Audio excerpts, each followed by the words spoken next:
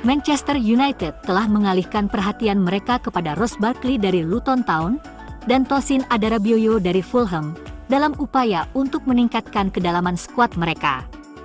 Ineos mengantisipasi sejumlah kepergian pemain penting di jendela musim panas.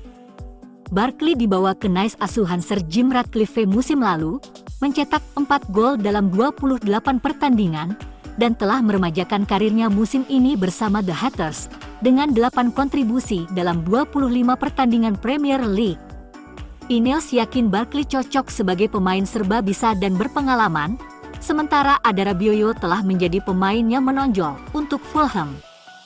Kontrak Adarabioyo berakhir di Craven Cottage pada bulan Juni 2024. Sementara Barkley tidak akan memperpanjang 1 tahun ekstra di Luton. Keyakinannya adalah bahwa pasangan ini akan mewakili akuisisi gratisan. Ratcliffe siap untuk mengeluarkan belanja besar di musim panas untuk membeli pemain-pemain baru, dengan pemain seperti Jarrad Branthwaite dan Michael Olise menjadi agenda utama. Namun opsi murah seperti Barkley dan Adarabioyo diyakini akan berguna. Manchester United terus menampilkan penampilan yang membosankan di lapangan di bawah asuhan Erik ten Hag. Namun, di luar lapangan, setan merah tampil jauh lebih kejam dan ambisius di bawah kepemimpinan Sir Jim Ratcliffe.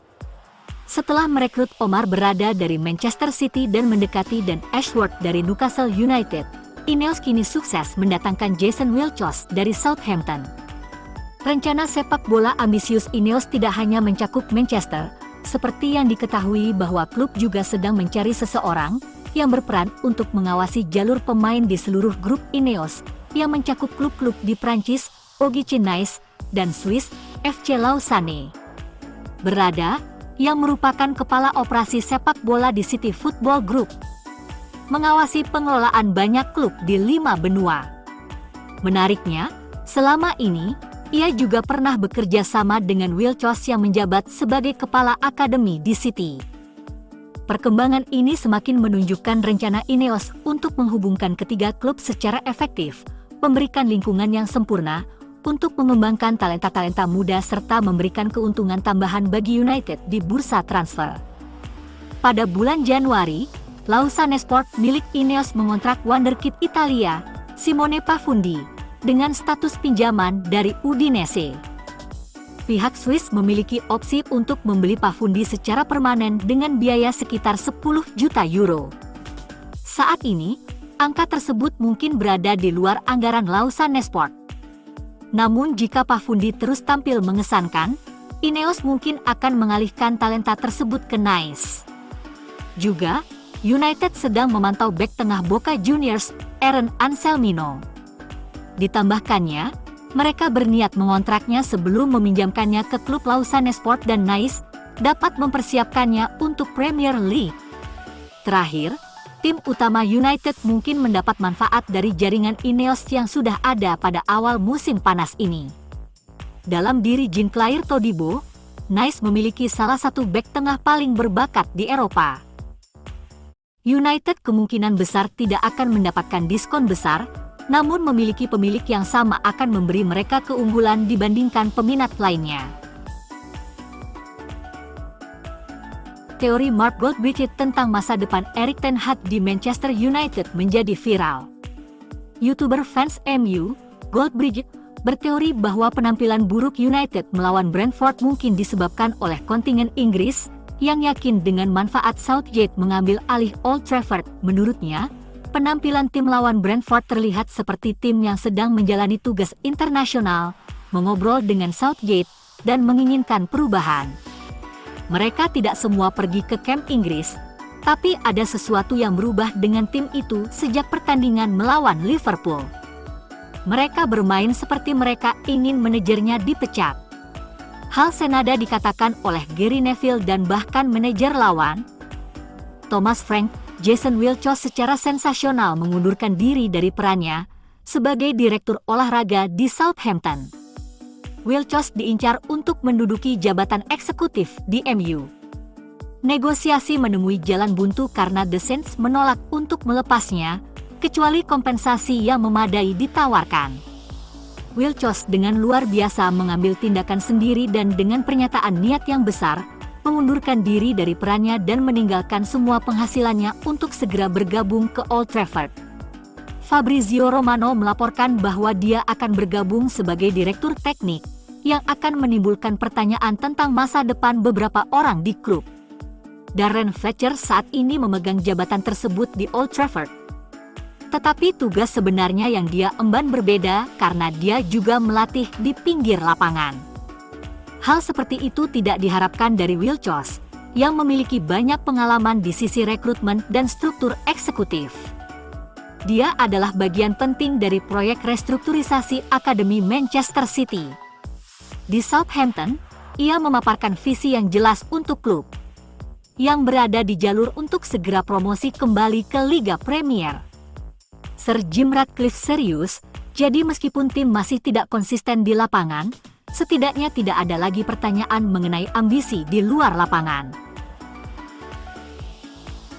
Teori Mark Goldbridge tentang masa depan Erik ten Hag di Manchester United menjadi viral.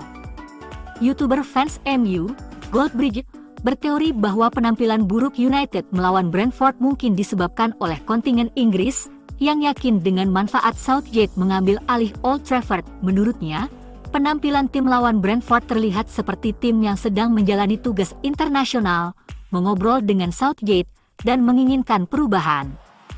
Mereka tidak semua pergi ke kamp Inggris, tapi ada sesuatu yang berubah dengan tim itu sejak pertandingan melawan Liverpool. Mereka bermain seperti mereka ingin manajernya dipecat.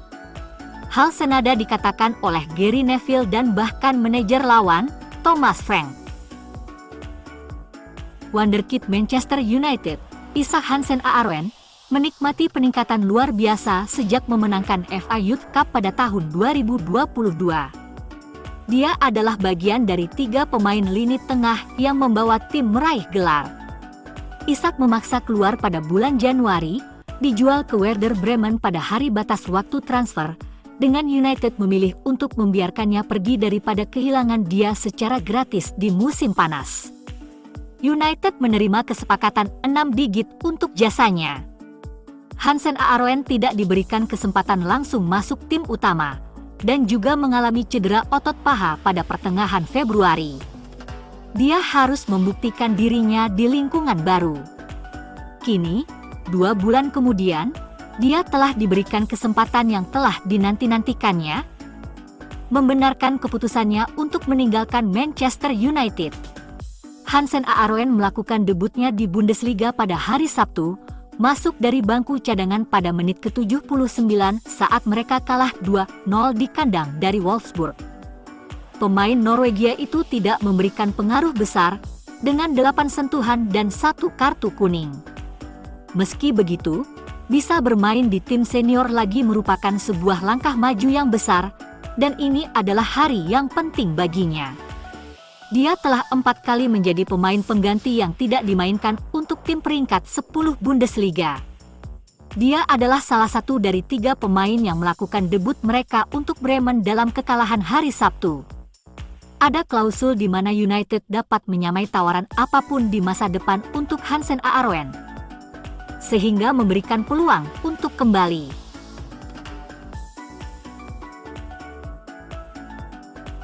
Manchester United seharusnya mempertahankan pemain yang kini berada di Brentford, Sergio Reguilon.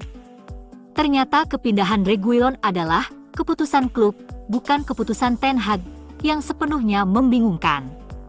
Reguilon kemudian dikirim ke Brentford hingga akhir musim dari Tottenham, ternyata tidak dibutuhkan di Hotspur Way.